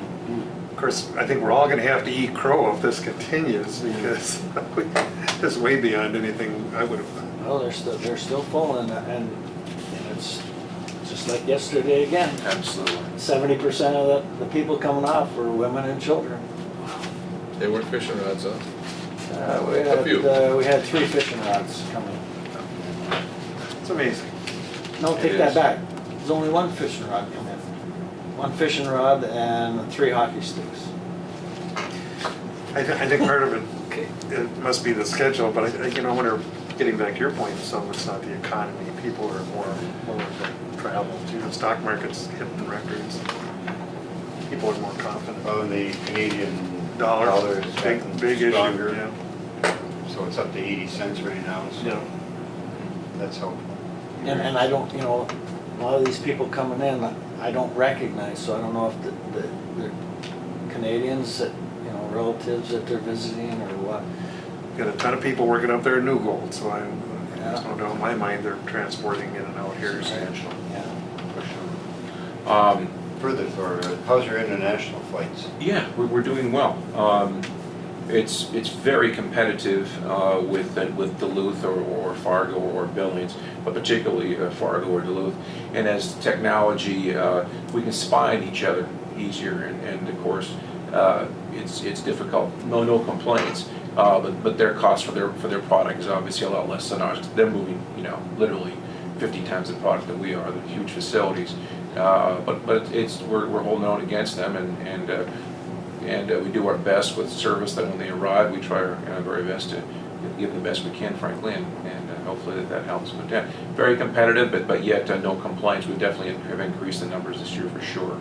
I haven't looked at specific stats, but I'm guessing we're doing better for sure. And we'll be attending the MBAA Scout Dispatchers Convention in California in January again. So, and that's a very target-rich environment. So yeah, it's a lot of it's a lot of word of mouth, what have you, folks talking, but yeah, so it's been interesting to say the least. The customs folks have been Exceptional, absolutely exceptional, and that is primary. I mean, that is just absolutely it's a go or no go. You can be the service provider, and you can provide literally the best service in the world.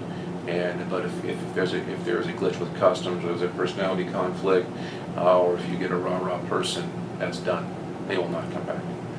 That's a tribute to Mr. Jackson. Oh, absolutely, and that relationship is very, very beneficial, and we have a very good friendship, very good rapport, and there's never an issue. So yeah, He's got great customer skills that he puts on his people too. And that's yes, he does. huge difference. Yes. Speaking of which, working with Tony last week, Vice President Mondale came through. Interesting, came on the airline, went to Manitou to his friend's cabin in Manitou, and then departed a week later per se. So I got a chance to talk with him. Interesting, he's 90 years old, still very sharp, physically very, very, very, very fit. I showed him the picture that you and my father are in about the ribbon cutting in 1978. He remembered it very, very, very well and smiled, and he said, "That's a big deal." And I said, "It was a big deal." But it was fun to catch up and see him, and he's still going along. He's still very sharp, no question about it. So he's very kind.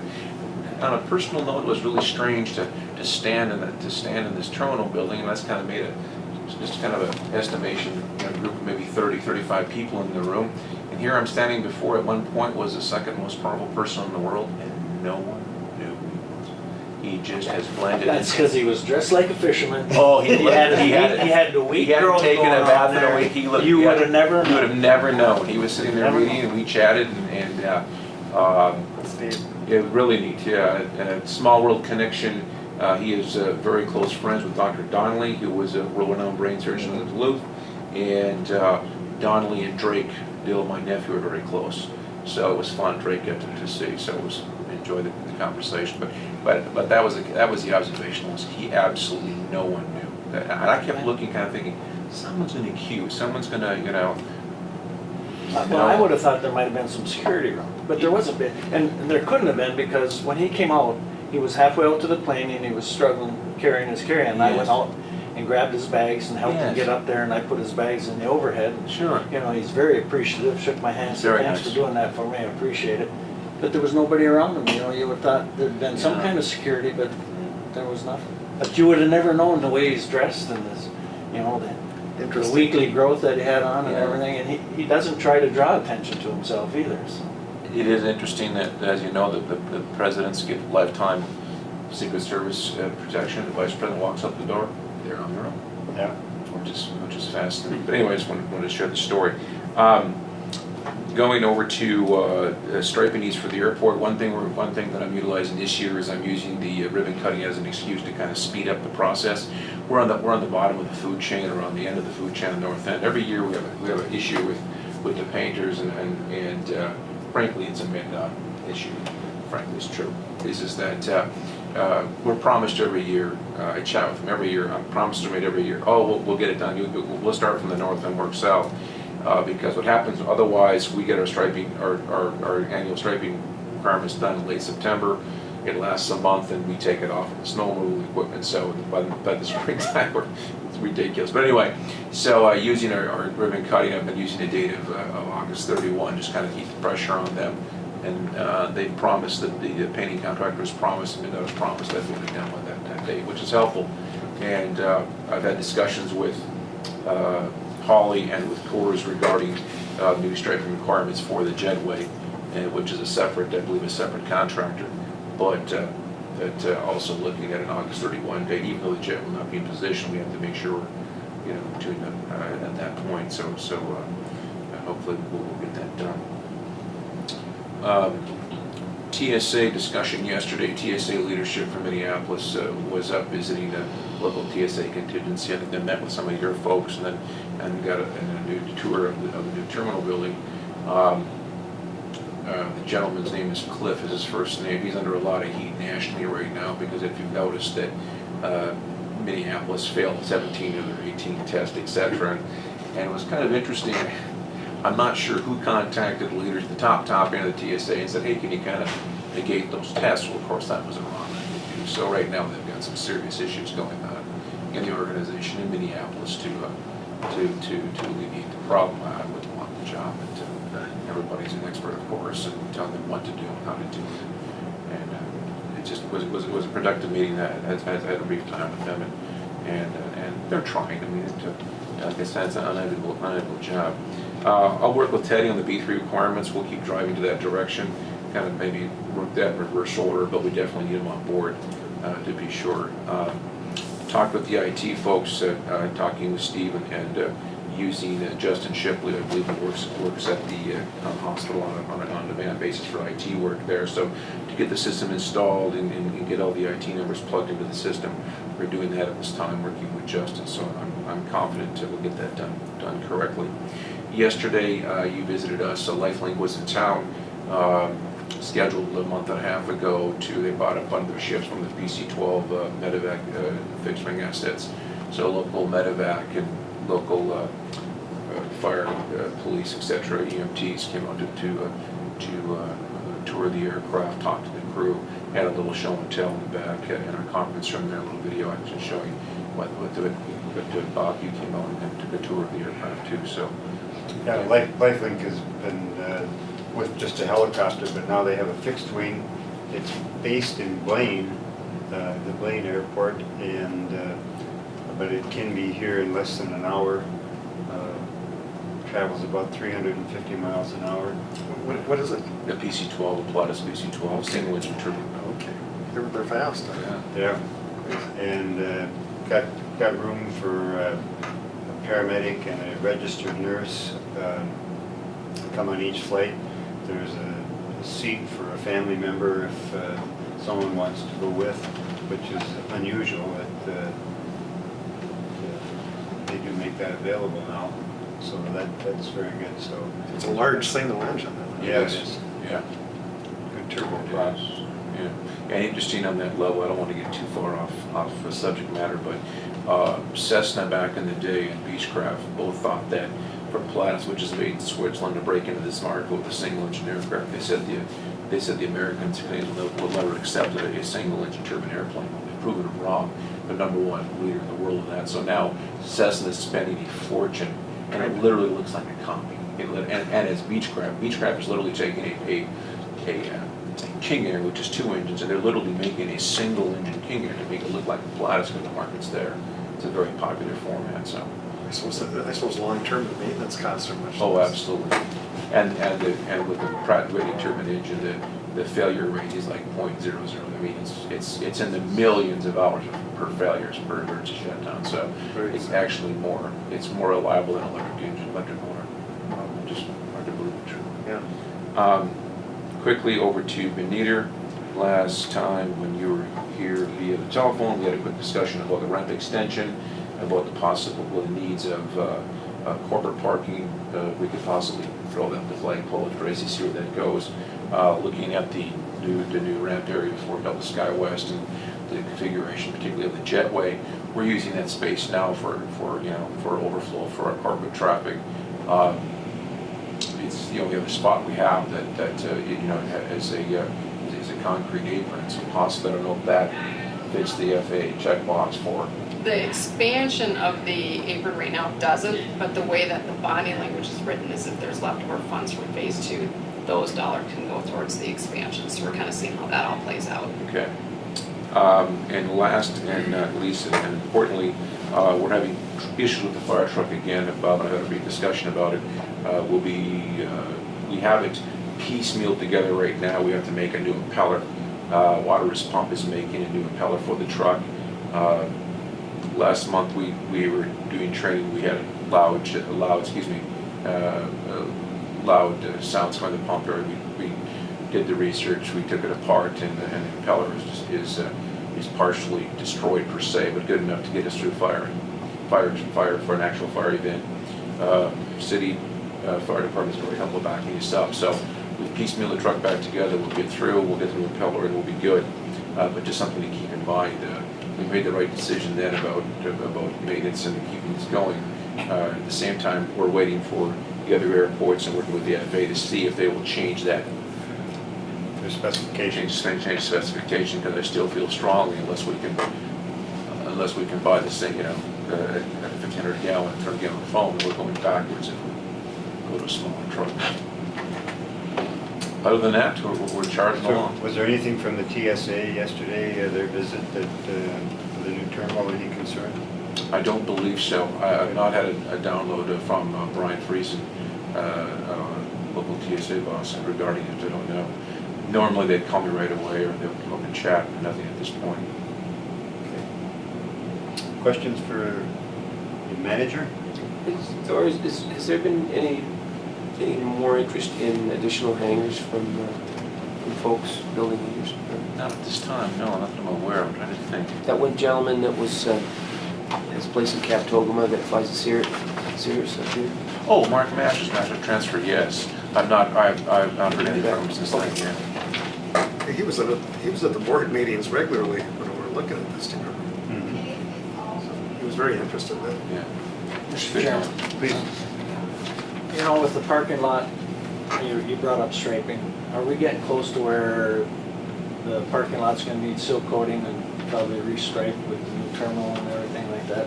Is that something we should be Eventually, thinking about? in the near future? The next year or two with, when phase 2 is done, that we ought to be thinking about maybe getting it seal coated and restriped so that it matches up with Sure. the new terminal. Absolutely. So we ought to think about that for budgeting. Can we put that on our CIP, Benita? Mm-hmm, Yeah, yep. good, very I good. think your best bet with that would probably be a state funding, Yeah. straight up Okay, state all funding right. with your other FA funding needs. I'll make a note. Maybe some electrical fencing for local transportation companies. Yeah. Did I say that? I'm sorry. Humor there, folks. This was our packet for yesterday's meeting, that's how quick it was. Gee. I know Brian read every word. Every word. I know. But you run into trouble with this, right? If you drive around town and see what the mayor's crew are doing, these kids are pretty good. Yeah. They come up and do it for you in a heartbeat. Absolutely. There you go. Very good. I marvel every year when you bring these little kids in, you train them, and man, oh man, they do a great job. Oh, very fortunate. Yep. All right, thank you, Thor. Thank you. Secretary's report? Further? Just a couple of things. You saw in your packets the employments, they were up 609 last month, so that was a good number. Yes. For marketing, I was contacted by Nikki at the Journal in regards to running an ad during the bass tournament and their audition. The rates are listed for the size and the commission chose to do so. It is not something that we have in the budget right now. But I've run into it, so. Yeah, I don't think we spend any money till we get this resolved with Right, I agree. MnDOT. And then next for marketing, we have a contract with Viable, who is the Frontier Communication Directory. So it's our listing in the phone book. We're listed as shoe spots in the yellow pages and we have 2 listings in white pages, as well as we do a digital on yp.com, which is their digital yellowpages.com. The contract this year, the rates did increase for the digital price. Last year was $106.40 per month. This year, I don't have last year, but the increase, that's an increase of $132.80 per year for that contract. I believe it was $104 even last year. May I interject? Please. Thank you. I wonder, and I don't know if it's a common thing with airports, is that we get dozens of calls per day looking for the Skywest Delta funds. And I'm not sure how to alleviate that issue. We're obviously being helpful to these folks, but when they're calling, I mean, they're really, they're asking us a bunch of really detailed questions like, on AMPS coming home from Chicago, is it a nonstop flight? And you try your best to say, ma'am, please, et cetera, et cetera. So I don't know how to possibly help with that issue via the advertising. I don't know how folks are, I'm not sure how they're I guess, tracking. Brian, you don't have anyone there other than the 3 hours Right. to answer the phone. Is there someplace And a lot else? of the ones we get, we gotta refer them to Delta Direct. We don't Absolutely. do reservations or anything here. So, but if they have questions about flights and all of that, if nobody's there, Right. are you thinking that we need to have some kind Yeah, of I don't have a solution. voicemail response or? Remove you from that ad. Yeah. I mean, you listed below it as a, Yeah, as the but the airport international. manager Well- kind of is in that ad, this kind of, Mhm, that's where I think people are seeing that. mhm. Yeah, they see a local number, they're gonna call it. Right. Should leave that out. I'd agree. Just take off the airport managers? Yeah. Yeah.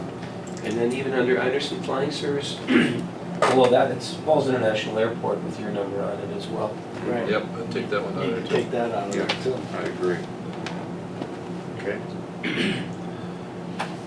Do we ever get any calls, Kyra, on the airport commission on that number? Anybody do come in there? First guy was called you. Okay.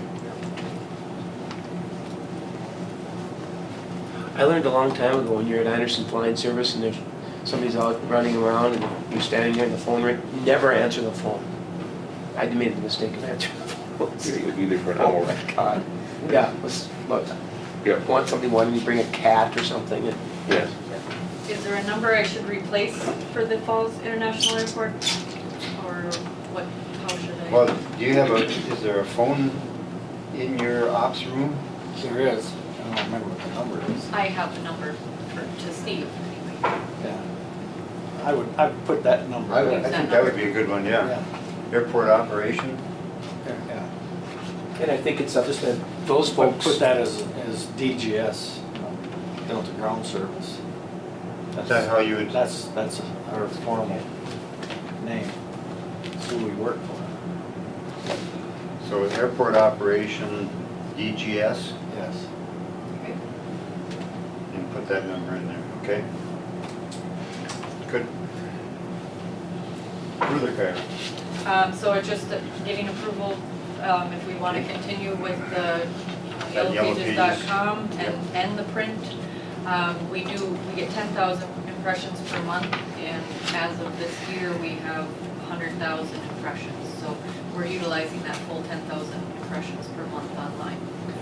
People are looking us up. Good.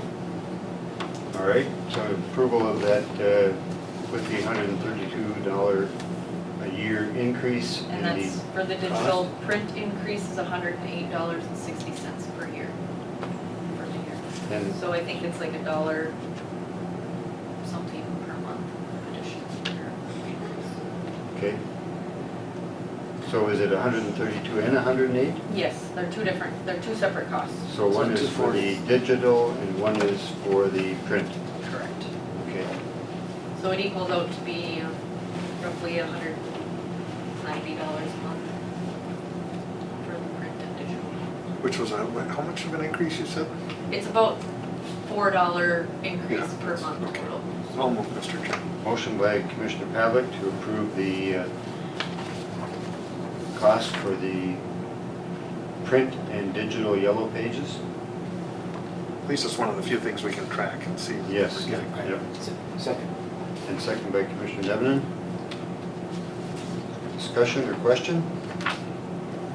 All those in favor of the motion signify by saying aye. Aye. Those opposed, same sign. Motion is carried.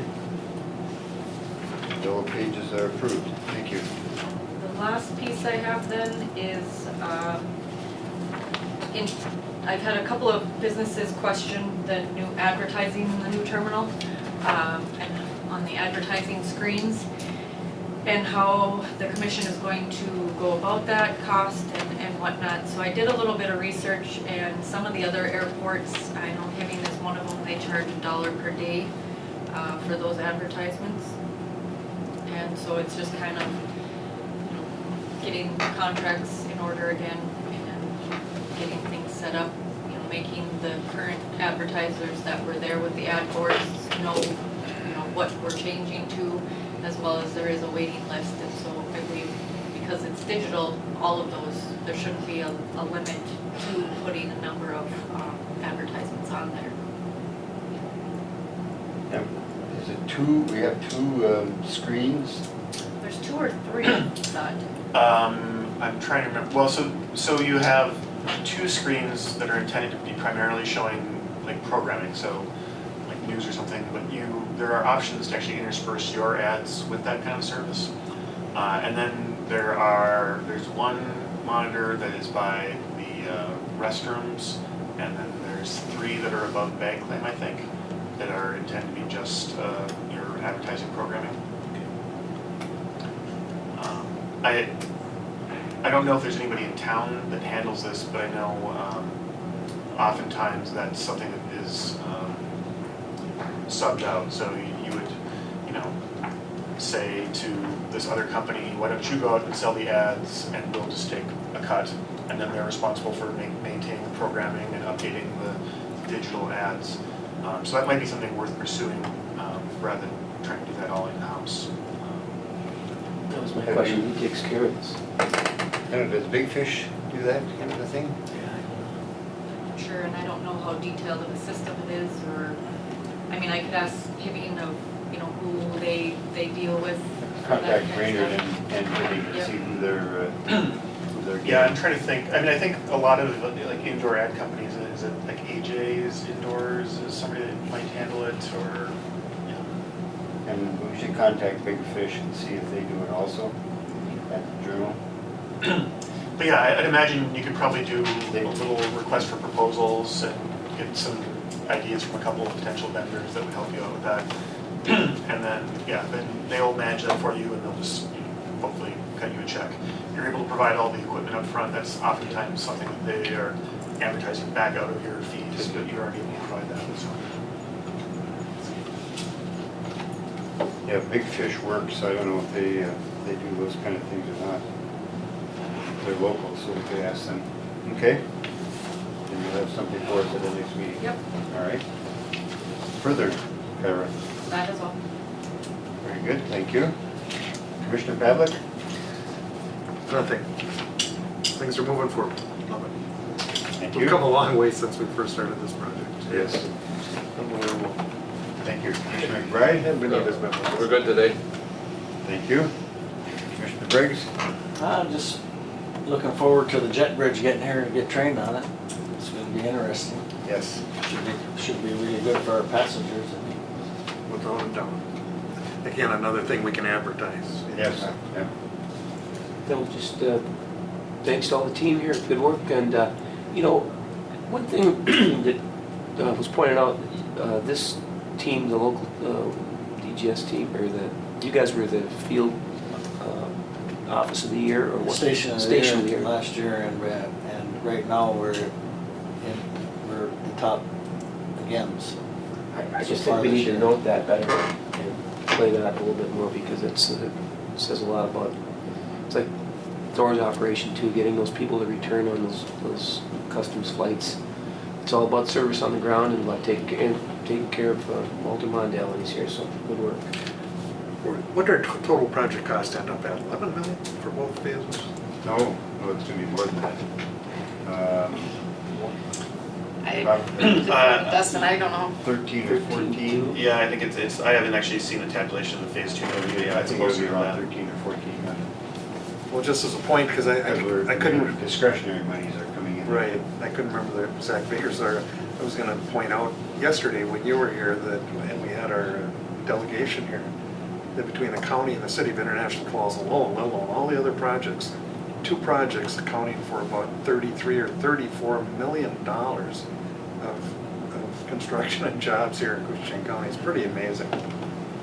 I publicly thanked State Representative Eklund and State Senator Bach at the luncheon yesterday Good. for their good work on both of those projects. Yeah. Both are huge economic development projects. And as you said earlier, every new dollar that comes into this community goes around 9 times Yeah, according this to is- deed. Makes it, Every dollar that comes in here is economic development. that's not counting all the road projects or all the miscellaneous things, all the, the international falls and other units of government do.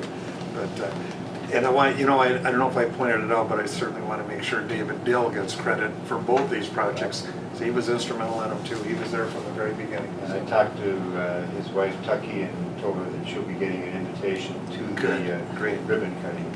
So, We wouldn't be here without David. that- Thank very you, good. Mr. Chairman. Nothing further to come before the commission? I don't even know if this even is applicable, but if the city is on schedule, we're gonna do a major rebuild of Crescent Drive, 2nd Avenue West, that ends in front of the cold weather testing Yes. this summer. Is that gonna Not affect? this summer. It won't be done. I mean, yeah, the coming summer. Coming. This was almost gone. Will that affect the airport at all? Shouldn't have any negative effect. Be nice to, I think, be nice to fix the roads. yeah. Wonderful. I think the one thing that we want to understand though is if they're going to redo that street, I don't know if the fiber, we need to get with Frontier and find out how we get fiber to that cold weather testing building. Find the shortest route to get us there off the loop. Thank you. Yep, good research that.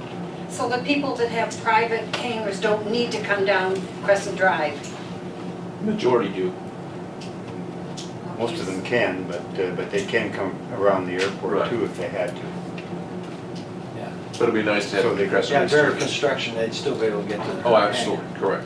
I think that's what you're wondering, I'm sorry, right? Yeah. yes. Yeah, okay.